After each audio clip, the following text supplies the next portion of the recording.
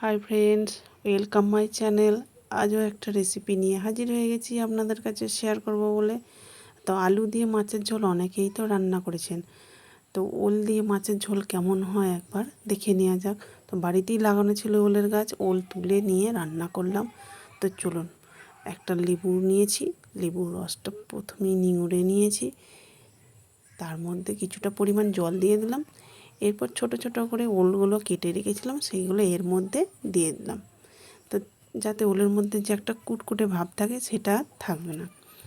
তো প্রথমেই শুকনো খোলায় দেখুন গোটা ধনে দিয়ে দিলাম 1 চামচ, এরপর দিয়ে দিলাম 1 চামচ গোটা জিরে।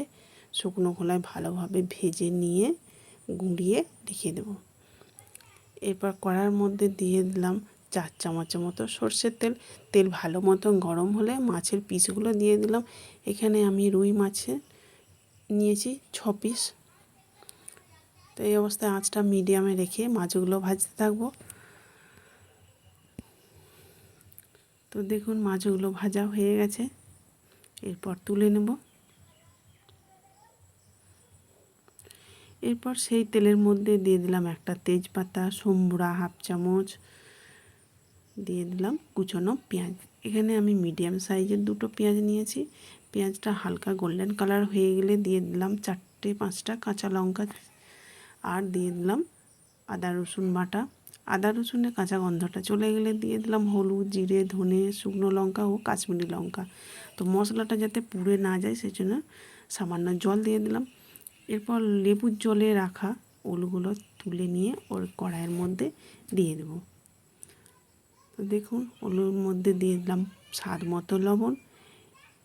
এরপর কিছুক্ষণ কষিয়ে রান্না করে নেব। দেখুন তেল উপরে উঠে এসে তার মানে আমার কষানো প্রায় ঠিকঠাক হয়েছে। এরপর জল দিয়ে দিলাম,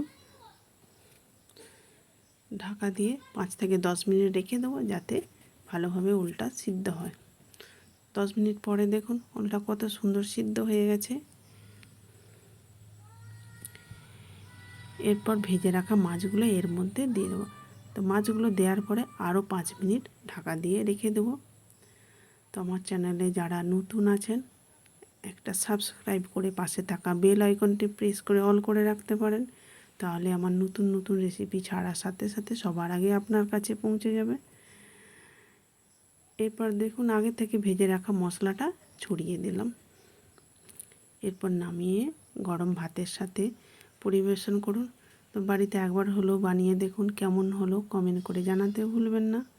ভালো যদি লেগে থাকে লাইক, কমেন্ট, শেয়ার করে দিতে পারেন। ভিডিওটা শেষ পর্যন্ত দেখার জন্য অসংখ্য ধন্যবাদ রইল।